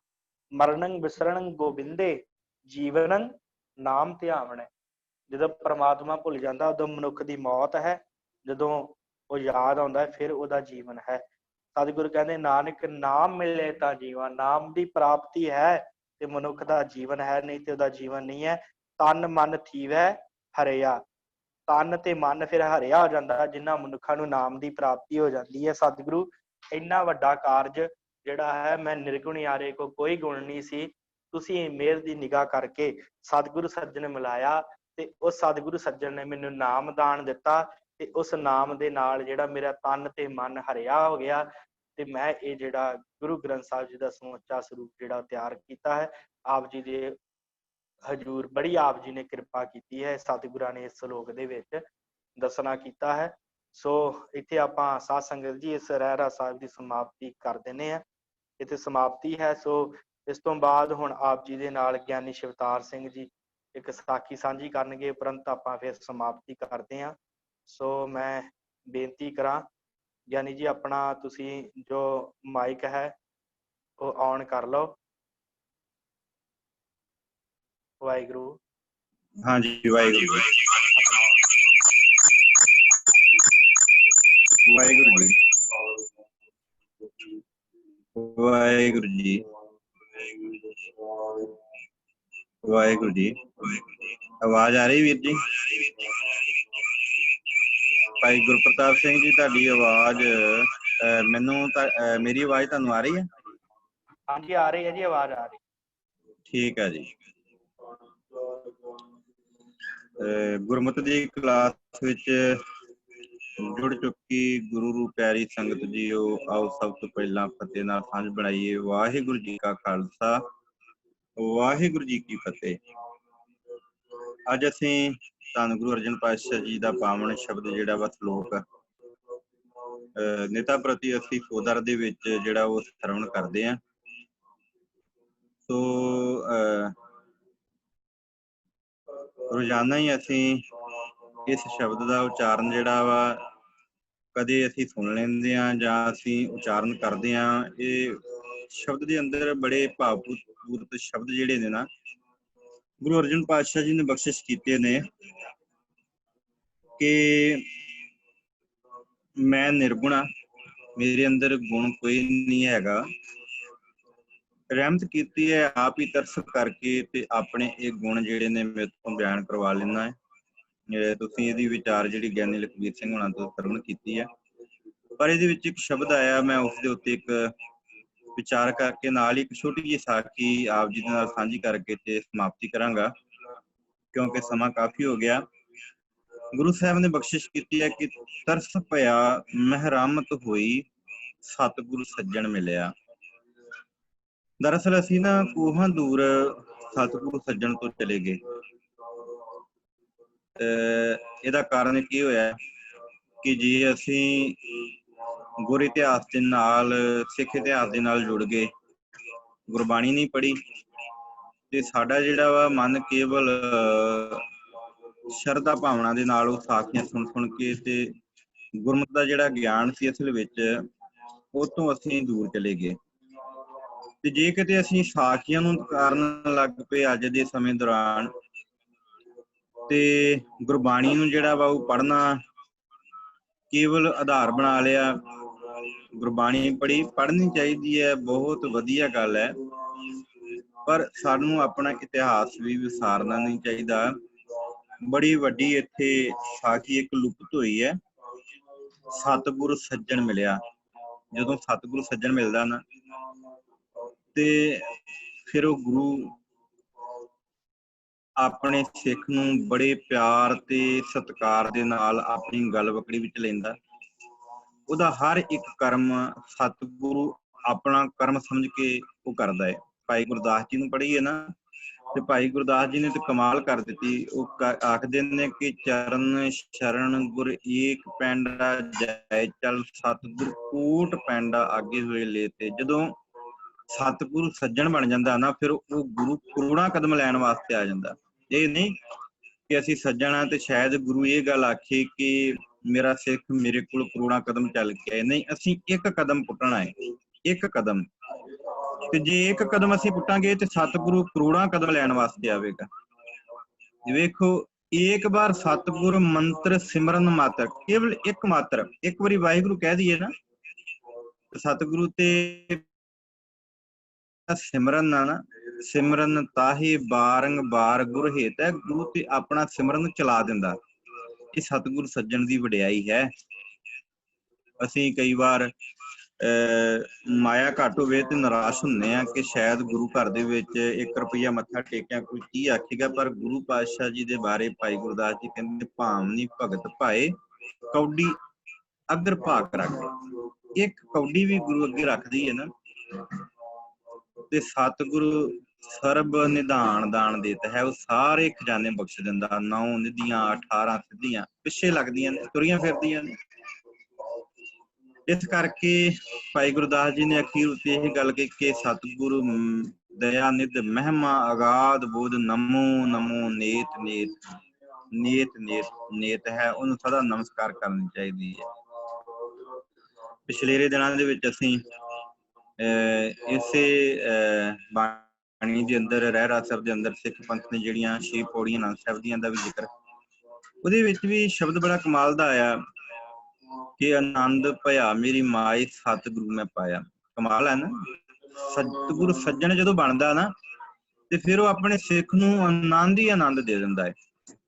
ਪਰ ਉਹ ਆਨੰਦ ਨਹੀਂ ਕਿ ਜਿਹੜਾ ਅਸੀਂ ਆਪਣੇ ਮਨਾਂ ਦੇ ਅੰਦਰ ਝਾਤੀਆਂ ਮਾਰਦੇ ਕਿ ਸ਼ਾਇਦ 4 ਪੈਸੇ ਆ ਗਏ ਤੇ ਅਸੀਂ ਕਹਿ ਦਿੰਦੇ ਹਾਂ ਨਾ ਕਈ ਵਾਰ ਕਿ ਭਾਈ ਆਨੰਦ ਆ ਗਿਆ, ਆਨੰਦ ਹੀ ਆਨੰਦ ਹੈ। ਨਹੀਂ, ਉਹ ਆਨੰਦ ਨਹੀਂ, ਮਾਇਆ ਆਈ ਹੈ ਤੇ ਚਲੀ ਜਾਣੀ ਹੈ ਤੇ ਉਹ ਆਨੰਦ ਤੇ ਫਿਰ ਚਲਾ ਜਾਂਦਾ, ਉਹ ਸੁੱਖ ਹੈ। ਉਹ ਚ ਬੜਾ ਅੰਤਰ ਹੈ, ਸੁੱਖ ਤੇ ਆਨੰਦ ਦੇ ਅੰਦਰ ਬੜਾ ਅੰਤਰ ਹੈ। ਸੁੱਖ ਮਿਲਦਾ ਤੇ 4 ਦਿਹਾੜੇ ਸੁੱਖ ਮਿਲ ਜੇ ਨਾ, ਤੇ 4 ਦਿਹਾੜਿਆਂ ਬਾਅਦ ਜੇ ਧਨ ਚਲਾ ਗਿਆ ਤੇ ਦੁੱਖ ਵੀ ਆਉਣਾ। ਉਹ ਸੁੱਖ ਹੈ, ਉਹਦੇ ਨਾਲ ਦੁੱਖ ਵੀ ਹੈ। ਆਨੰਦ ਕੇਵਲ ਆਨੰਦ ਹੈ। ਇਸ ਕਰਕੇ ਗੁਰੂ ਅਮਰਦਾਸ ਪਾਤਸ਼ਾਹ ਜੀ ਨੇ ਜ਼ਿਕਰ ਕੀਤਾ ਕਿ ਆਨੰਦ ਭਇਆ ਮੇਰੀ ਮਾਏ ਸਤਿਗੁਰੂ ਮੈਂ ਪਾਇਆ। ਜਦੋਂ ਮੈਂ ਸਤਿਗੁਰੂ ਪਾ ਲਿਆ ਨਾ, ਸੱਜਣ ਸਤਿਗੁਰੂ ਜਿਹੜਾ ਮਿਲ ਗਿਆ, ਫਿਰ ਮੈਨੂੰ ਆਨੰਦ ਹੀ ਆਨੰਦ, ਤੇ ਐਸਾ ਆਨੰਦ ਫਿਰ ਸਿੱਖ ਇਤਿਹਾਸ ਵੱਲ ਝਾਤੀ ਮਾਰੀ ਨਾ, ਮੈਂ ਗੈਰ ਸਿੱਖ ਦੀ ਸਾਖੀ ਆਪ ਜੀ ਦੇ ਨਾਲ ਸਾਂਝੀ ਕਰਾਂਗਾ। ਜਿਹਨੇ ਗੁਰੂ ਦਾ ਸਿੱਖ ਹੋਣ ਦਾ ਮਾਣ ਪ੍ਰਾਪਤ ਕੀਤਾ, ਕਿੰਨੇ ਵੱਡੇ ਕਰਮ ਸਤਿਗੁਰੂ ਨੇ, ਜਾਤਾਂ ਪਾਤਾਂ ਇਹ ਸਭ ਕੁਝ ਛੱਡ ਦਿੱਤੀਆਂ। ਸਭ ਨੂੰ ਸਭੇ ਸਾਂਝੀ ਵਾਲ ਸਦਾਇਨ ਕੋਈ ਨਾ ਦਿਸੈ ਬਾਹਰਾ ਜੀ, ਉਹਦਾ ਹੋਕਾ ਦੇ ਕੇ ਤੇ ਸਭਨਾਂ ਨੂੰ ਗਲੇ ਲਾਇਆ। ਉਹਦੇ ਵਿੱਚੋਂ ਇੱਕ ਪਿਆਰਾ ਸਿੱਖ ਸੀ ਪੀਰ ਬੁੱਧੂ ਸ਼ਾਹ, ਬੜਾ ਉੱਚਾ ਘਰਾਣਾ ਸੀ। ਇਸ ਬੁੱਧੂ ਸ਼ਾਹ ਦੇ, ਜਿਹਨੂੰ ਮੁਸਲਮਾਨਾਂ ਦੇ ਅੰਦਰ ਪੀਰ ਮੰਨਿਆ ਜਾਂਦਾ ਸੀ, ਮੁਸਲਮਾਨ ਇਹਨੂੰ ਪੂਜਦੇ ਸਨ। ਇਹਦੀ ਹਰ ਗੱਲ ਜਿਹੜੀ ਸੀ ਉਹ ਮੰਨੀ ਜਾਂਦੀ ਸੀ, ਇੰਨਾ ਵੱਡਾ ਰੁਤਬਾ ਸੀ। ਪਰ ਜਿਸ ਦਿਨ ਇਹ ਗੁਰੂ ਗੋਬਿੰਦ ਸਿੰਘ ਪਾਤਸ਼ਾਹ ਜੀ ਦਾ ਮੁਰੀਦ ਹੋਇਆ ਨਾ, ਉਸ ਦਿਨ ਫਿਰ ਇਹ ਗੁਰੂ ਦਾ ਹੋ ਕੇ ਰਹਿ ਗਿਆ। ਗੁਰੂ ਪਾਤਸ਼ਾਹ ਜੀ ਨੇ ਇਹ ਨਹੀਂ ਆਖਿਆ ਕਿ ਅੰਮ੍ਰਿਤ ਪਾਨ ਕਰ ਜਾਂ ਤੂੰ ਆਪਣਾ ਧਰਮ ਛੱਡ ਦੇ ਦੂਸਰੇ ਧਰਮਾਂ ਦੀ ਤਰ੍ਹਾਂ। ਜਿਸ ਤਰ੍ਹਾਂ ਹਿੰਦੁਸਤਾਨ ਦੇ ਅੰਦਰ ਇਸਲਾਮਿਕ ਧਰਮ ਇਹ ਗੱਲ ਮੰਨਦਾ ਸੀ ਕਿ ਹੁਣ ਕੇਵਲ ਇਸਲਾਮ ਧਰਮ ਹੀ ਹੋਵੇ, ਹੋਰ ਬਾਕੀ ਧਰਮ ਖਤਮ ਹੋ ਜਾਣ। ਨਹੀਂ, ਗੁਰੂ ਪਾਤਸ਼ਾਹ ਜੀ ਨੇ ਕਿਹਾ ਤੈਨੂੰ ਪੀਰੀ ਮੁਬਾਰਕ ਹੈ, ਪਰ 5 ਨਵਾਜੀ ਪੱਕਾ ਬਣੀ। ਇਹ ਨਾ ਹੋਵੇ ਕਿ ਜਿਸ ਤਰ੍ਹਾਂ ਗੁਰੂ ਨਾਨਕ ਪਾਤਸ਼ਾਹ ਜੀ ਦੇ ਸਮੇਂ ਨਵਾਬ ਦੌਲਤ ਖਾਂ ਤੇ ਉਸ ਸਮੇਂ ਦਾ ਕਾਜੀ ਜਿਹੜਾ ਸੀ, ਉਹ ਨਵਾਜ਼ ਅਦਾ ਕਰਦੇ ਕਰਦੇ ਮਨ ਹੋਰ ਕਿਤੇ ਸੀ। ਤੇ ਪੀਰ ਬੁੱਧੂ ਸ਼ਾਹ ਬੜਾ ਉੱਚਾ ਸੁੱਚਾ ਇਖਲਾਕ ਦਾ ਮਾਲਕ ਸੀ। ਤੇ ਜਿਸ ਦਿਨ ਭੰਗਾਣੀ ਦਾ ਯੁੱਧ ਹੋਇਆ ਨਾ, ਸਤਿਗੁਰੂ ਸੱਜਣ ਮਿਲਿਆ ਤੇ ਉਸ ਸਤਿਗੁਰੂ ਸੱਜਣ ਤੋਂ ਆਪਣੇ ਭਰਾ, ਆਪਣੇ ਪੁੱਤਰ, ਆਪਣਾ ਸਕਾ ਭਾਣਜਾ, ਭਾਵ ਵੀ ਗੁਰੂ ਤੋਂ ਕੁਰਬਾਨ ਕਰ ਦਿੱਤਾ। ਤੇ ਸੱਚ ਜਾਣਿਓ, ਅਸੀਂ ਕਿਤੇ 10 ਡੰਮੜੇ ਵੀ ਗੁਰੂ ਦੇ ਅੱਗੇ ਰੱਖਦੇ ਨਾ, ਕਿਉਂਕਿ ਅਸੀਂ ਸਤਿਗੁਰੂ ਸੱਜਣ ਅਜੇ ਤੱਕ ਪਾਇਆ ਹੀ ਨਹੀਂ। ਕਹਿਣ ਮਾਤਰ ਹੀ ਹੈ, ਕੇਵਲ ਅਸੀਂ ਆਖਦੇ ਹਾਂ ਕਿ ਸਾਡਾ ਸਤਿਗੁਰੂ ਹੈ, ਅਸੀਂ ਅੰਮ੍ਰਿਤ ਵੇਲੇ ਨਿਤਨੇਮ ਕਰਦੇ ਹਾਂ, ਅਸੀਂ ਅੰਮ੍ਰਿਤ ਵੇਲਾ ਸਾਂਭਦੇ ਹਾਂ। ਕੇਵਲ ਸਾਡੇ ਮਨ ਅੰਦਰ ਇਹੀ ਹੈ, 4 ਪੌੜੀਆਂ ਪੜ੍ਹ ਲਈਆਂ, ਹੰਕਾਰ ਵਿੱਚ ਆ ਗਏ ਕਿ ਸਾਡੇ ਵਰਗਾ ਕੋਈ ਹੋਰ ਧਰਮੀ ਨਹੀਂ। ਸਹਿਜ ਪਾਠ ਵੀ ਕਰ ਲੈਂਦੇ ਆ, ਇਹ ਸਾਡਾ ਨਿਤਾ ਪ੍ਰਤੀ ਕਰਮ ਹੈ। ਪਰ ਜਿਹੜੀ ਆਨੰਦ ਹੈ ਨਾ, ਆਨੰਦ ਭਇਆ ਮੇਰੀ ਮਾਏ ਸਤਿਗੁਰੂ ਮੈਂ ਪਾਇਆ, ਤੇ ਉਹ ਸਤਿਗੁਰੂ ਸੱਜਣ ਜਿਹੜਾ ਜਦੋਂ ਮਿਲਦਾ ਨਾ, ਉਦੋਂ ਫਿਰ ਕੇਵਲ ਮਨ ਦੇ ਅੰਦਰ ਆਨੰਦ ਹੁੰਦਾ ਹੈ। ਉੱਥੇ ਨਾ ਦੁੱਖ ਰਹਿੰਦੀ, ਨਾ ਭੁੱਖ ਰਹਿੰਦੀ, ਨਾ ਤ੍ਰੇਹ, ਨਾ ਪਿਆਸ, ਕਿਸੇ ਪ੍ਰਕਾਰ ਦੀ ਕੋਈ ਵੀ ਮਨ ਦੇ ਅੰਦਰ ਜਿਹੜੀ ਆ ਉਹ ਪ੍ਰਬਲਤਾ ਨਹੀਂ ਹੁੰਦੀ ਕਿ ਮੈਨੂੰ ਆਹ ਚੀਜ਼ ਮਿਲੇ। ਉਹ ਕੇਵਲ ਉਹਦੇ ਆਨੰਦ ਵਿੱਚ ਉਹਦੇ ਨਾਮ ਦੀ ਯਾਤਨਾ ਕਰਦਾ ਹੈ ਕਿ ਸੱਚੇ ਪਾਤਸ਼ਾਹ ਮੈਨੂੰ ਸਦਾ ਆਪਣਾ ਨਾਮ ਦੇ। ਜਿਸ ਤਰ੍ਹਾਂ ਪੀਰ ਬੁੱਧੂ ਸ਼ਾਹ ਜੀ ਨੇ ਆਪਣਾ ਪਰਿਵਾਰ ਭੰਗਾਣੀ ਦੇ ਯੁੱਧ ਵਿੱਚ ਭਰਾ ਨੂੰ, ਆਪਣੇ ਪੁੱਤਰਾਂ ਨੂੰ ਗਵਾ ਕੇ ਜਦੋਂ ਗੁਰੂ ਪਾਤਸ਼ਾਹ ਜੀ ਨੇ ਬੁਲਾਇਆ ਨਾ, ਸਾਰਿਆਂ ਨੂੰ ਸਿਰਪਾਉ ਦਿੱਤੇ ਤੇ ਪੀਰ ਬੁੱਧੂ ਸ਼ਾਹ ਨੂੰ ਆਖਿਆ ਕਿ ਤੂੰ ਆਪਣਾ ਸਾਰਾ ਕੁਝ ਕੁਰਬਾਨ ਕਰ ਦਿੱਤਾ, ਜਿਹਦੇ ਪੁੱਤਰ ਚਲੇ ਗਏ ਹੋਣ ਉਹ ਹੋਰ ਕੀ ਦੇ ਸਕਦਾ, ਤੇ ਪੀਰ ਜੀ ਤੁਸੀਂ ਕੁਛ ਮੰਗੋ। ਤੇ ਪੀਰ ਬੁੱਧੂ ਸ਼ਾਹ ਜੀ ਨੇ ਆਖਿਆ ਕਿ ਮੈਨੂੰ ਕੁਝ ਨਹੀਂ ਚਾਹੀਦਾ, ਤੁਹਾਡੇ ਦਰਸ਼ਨ, ਤੁਹਾਡੇ ਦੀਦਾਰੇ ਚਾਹੀਦੇ ਨੇ। ਬੜਾ ਕਹਿਣ ਦੇ ਉੱਤੇ ਵੀ ਪੀਰ ਬੁੱਧੂ ਸ਼ਾਹ ਜੀ ਨੂੰ ਨਾ ਗੁਰੂ ਪਾਤਸ਼ਾਹ ਜੀ ਨੇ ਆਖਿਆ ਕਿ ਨਹੀਂ ਪੀਰ ਜੀ, ਤੁਸੀਂ ਕੁਛ ਨਾ ਕੁਛ ਤੇ ਮੰਗੋ। ਤੇ ਆਖਣ ਲੱਗੇ, ਉਸ ਸਮੇਂ ਗੁਰੂ ਗੋਬਿੰਦ ਸਿੰਘ ਪਾਤਸ਼ਾਹ ਜੀ ਆਪਣੇ ਕੇਸਾਂ ਵਿੱਚ ਕੰਘਾ ਕਰਦੇ ਪਏ ਸਨ। ਤੇ ਜਦੋਂ ਕੇਸਾਂ ਵਿੱਚ ਕੰਘਾ ਕਰਦੇ ਪਏ ਸਨ ਤਾਂ ਪਾਤਸ਼ਾਹ ਜੀ ਨੂੰ ਪੀਰ ਬੁੱਧੂ ਸ਼ਾਹ ਨੇ ਆਖਿਆ ਕਿ ਪਾਤਸ਼ਾਹ ਜੀ, ਜੇ ਤਰੁੱਠੇ ਹੀ ਹੋ ਨਾ ਤੇ ਆ ਕੇਸਾਂ ਦਾ ਭਰਿਆ ਜਿਹੜਾ ਕੰਘਾ ਹੈ ਨਾ, ਇਹ ਮੇਰੀ ਝੋਲੀ ਵਿੱਚ ਪਾ ਦਿਓ। ਗੁਰੂ ਪਾਤਸ਼ਾਹ ਜੀ ਨੇ ਉਹ ਝੋਲੀ ਵਿੱਚ ਪਾਇਆ ਤੇ ਪੀਰ ਜੀ ਆਪਣੇ ਘਰ ਨੂੰ ਚੱਲ ਪਏ ਨੇ। ਕਹਿਣ ਵਾਲਿਆਂ ਨੇ ਬੜਾ ਆਖਿਆ ਕਿ ਇਸ ਸੰਸਾਰ ਦੇ ਉੱਤੇ ਆਪਣੇ ਪੁੱਤਰ ਗਵਾ ਲਿਆ, ਕਿਸੇ ਨੇ ਮਿਹਣਾ ਮਾਰਿਆ ਕਿ ਜੰਮਣ ਜੀੜ ਨਹੀਂ, ਸਹੀ ਜਾਣਾ ਮਰਨੋਂ ਬੁਰਾ ਨਾ ਦੁਖੜਾ, ਪੁੱਤਰਾਂ ਬਾਜ ਜਗਤ ਵਿੱਚ ਜਾਪੇ, ਬੰਦਾ ਅਫੁੱਲ ਰੁਖੜਾ। ਕਿ ਬੰਦਾ ਤੇ ਇੱਕ ਫਲ ਰੁਖੜਾ ਹੈ, ਜਿਹਦੇ ਕੋਲ ਪੁੱਤਰ ਹੀ ਨਹੀਂ। ਮਿਹਣਾ ਮਾਰਿਆ ਤੇ ਉੱਥੇ ਤੁਰਦਿਆਂ ਤੁਰਦਿਆਂ ਫਿਰ ਪੀਰ ਜੀ ਨੇ ਇੱਕ ਗੱਲ ਆਖੀ ਸੀ ਕਿ ਧੰਨ ਭਾਗ ਹਨ ਮੇਰੇ ਬਚੜੇ, ਧੰਨ ਭਾਗ ਹਨ ਮੇਰੇ ਬਚੜੇ, ਸਤਿਗੁਰੂ ਦੇ ਦਰ ਲੱਗੇ। ਜਿਉਣਾ ਮਰਨਾ ਸਫਲ ਉਹਨਾਂ ਦਾ, ਜੋ ਜੂਝੇ ਹੋ ਅੱਗੇ। ਉਹਨਾਂ ਦਾ ਜੰਮਣ ਤੇ ਉਹਨਾਂ ਦਾ ਮਰਨਾ ਵੀ ਸਫਲ ਹੋ ਗਿਆ। ਉਹਨਾਂ ਨੇ ਜੂਝ ਕੇ ਅੱਗੇ ਸ਼ਹਾਦਤ ਪ੍ਰਾਪਤ ਕੀਤੀ ਹੈ ਤੇ ਘਰ ਨੂੰ ਤੁਰੇ ਜਾ ਰਹੇ ਨੇ। ਘਰ ਪਹੁੰਚੇ ਨੇ ਤੇ ਅੱਗੇ ਬੀਬੀ ਨਸੀਰਾਂ ਬੜੀ ਭਗਤਣੀ ਸੀ, ਪਰ ਮਨ ਮੂੰਹ ਵਿੱਚ ਆ ਹੀ ਜਾਂਦਾ।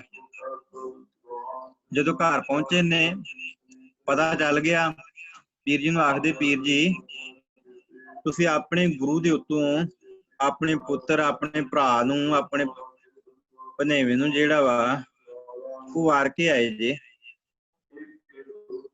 ਤੇ ਤੁਹਾਨੂੰ ਗੁਰੂ ਨੇ ਕੀ ਦਿੱਤਾ? ਤੇ ਜਿਸ ਰੁਮਾਲ ਦੇ ਵਿੱਚ ਤਹਿ ਲਾ ਕੇ ਗੁਰੂ ਜੀ ਦਾ ਉਹ ਕੰਘਾ ਤੇ ਕੇਸ ਕੱਢਣ ਲੱਗੇ ਨਾ, ਇੱਕ ਇੱਕ ਤਹਿ ਫਰੋਲੀ, ਵਿੱਚੋਂ ਇੱਕ ਕੇਸ, ਇੱਕ ਕੰਘਾ ਦੇ ਵਿੱਚ ਕੁਝ ਕੇਸ ਨੇ। ਤੇ ਮਾਂ ਨਸੀਰਾਂ ਨੇ ਆਖਿਆ, ਪੀਰ ਜੀ ਜੇ ਕਿਤੇ ਇਹੀ ਇਸਲਾਮ ਧਰਮ ਵਾਸਤੇ ਕਰਦੇ ਨਾ ਤੇ ਸ਼ੋਹਰਤਾਂ ਮਿਲਣੀਆਂ ਸਨ, ਦੌਲਤਾਂ ਮਿਲਣੀਆਂ ਸਨ। ਸਤਿਗੁਰ ਸੱਜਣ ਮਿਲਿਆ, ਵੇਖੋ ਜੇ ਸਤਿਗੁਰੂ ਨਹੀਂ ਨਾ, ਸੱਜਣ ਨਹੀਂ, ਉਹ ਆਨੰਦ ਨਹੀਂ ਮਿਲਣਾ। ਫਿਰ ਧਨ ਦਾ ਸੁੱਖ ਤੇ ਸਾਹਮਣੇ ਦਿਖੇਗਾ, ਪਰ ਉਹ ਆਨੰਦ ਨਹੀਂ ਪ੍ਰਾਪਤ ਹੋਵੇਗਾ। ਤੇ ਪੀਰ ਜੀ ਨੇ ਆਖਿਆ ਸੀ, ਨਸੀਰਾਂ ਤੈਨੂੰ ਧਨ ਦਿਖਦਾ ਪਿਆ ਹੈ, ਪਰ ਆ ਸਾਹਮਣੇ ਦੇਖ, ਜਿਹੜਾ ਇਹ ਕੇਸਾਂ ਵਿੱਚ, ਕੰਘੇ ਦੇ ਵਿੱਚ ਕੇਸ ਨੇ ਨਾ, ਇਹ ਕੇਸ ਇੱਕ ਇੱਕ ਕੇਸ ਦਾ ਜਿਹੜਾ ਮੁੱਲ ਹੈ ਉਹ 2 ਜਹਾਨ ਹੈ। ਜਿਹਦੇ ਬਾਬਤ ਭਾਈ ਨੰਦ ਲਾਲ ਜੀ ਨੇ ਗਜ਼ਲਾਂ ਅੰਦਰ ਜ਼ਿਕਰ ਕੀਤਾ ਕਿ ਹਰ ਦੋ ਆਲਮ ਕੀਮਤੇ ਜਕਤਾਰ ਮੋਏ ਜਾਰਮਾ। ਮੇਰੇ ਪਿਆਰੇ ਦੇ ਇੱਕ ਵਾਲ ਦਾ ਜਿਹੜਾ, ਇੱਕ ਕੇਸਾਂ ਦੀ ਤਾਰ ਦਾ ਜਿਹੜਾ ਮੁੱਲ ਹੈ ਨਾ, ਉਹ 2 ਜਹਾਨ ਵੀ ਪਾਈਏ ਤੇ ਉਹ ਵੀ ਘੱਟ ਹੈ। ਤੇ ਨਸੀਰਾਂ ਇਹ ਗੁਰੂ ਨੇ ਮੇਰੀ ਝੋਲੀ ਵਿੱਚ ਬਖਸ਼ਿਸ਼ ਪਾਈ ਹੈ।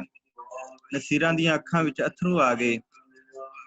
ਉਹਨਾਂ ਕੇਸਾਂ ਨੂੰ ਘੁੱਟ ਕੇ ਗਲ ਵਿੱਚ ਪਾਇਆ। ਅੱਜ ਸਿੱਖ ਕੌਮ ਨੇ ਪੀਰ ਬੁੱਧੂ ਸ਼ਾਹ ਤੇ ਉਹਦੇ ਨਿਸ਼ਾਨੀਆਂ ਜਿਹੜੀਆਂ ਨੇ, ਜਾਂ ਉਹਦਾ ਨਾਮ ਜਿਹੜਾ ਹੈ, ਉਹਦੀ ਵੰਸ਼ ਦਾ ਨਾਮ ਜਿਹੜਾ ਹੈ, ਉਹ ਸਿੱਖ ਇਤਿਹਾਸ ਵਿੱਚ ਅੱਜ ਵੀ ਅਸੀਂ ਯਾਦ ਕਰਦੇ ਹਾਂ। ਇਹ ਸਤਿਗੁਰ ਸੱਜਣ ਮਿਲਿਆ, ਸਾਨੂੰ ਜ਼ਰੂਰਤ ਹੈ।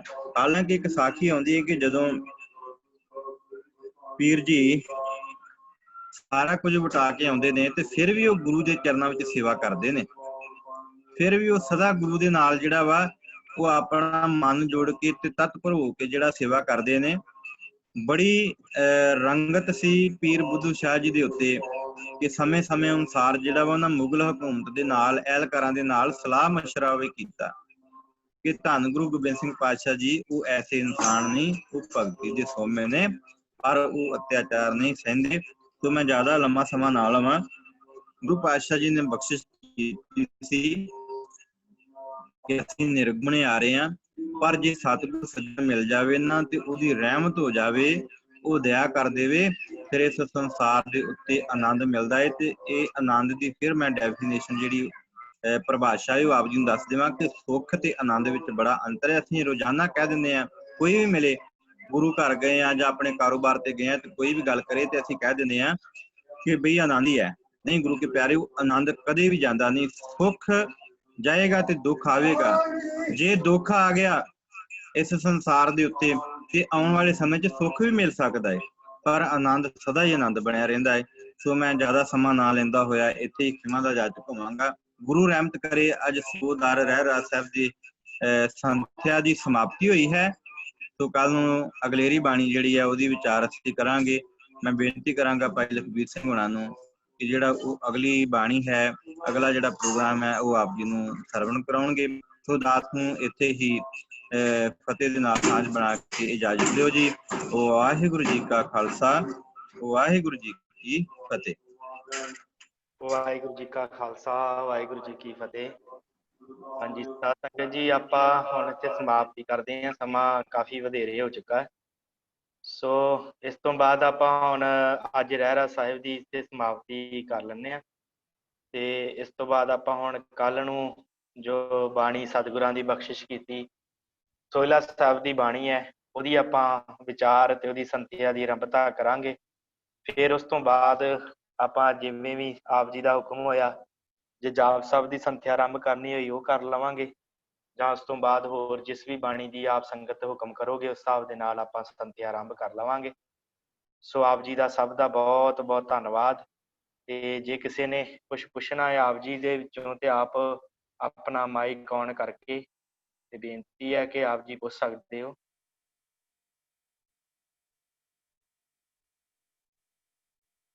ਵਾਹਿਗੁਰੂ।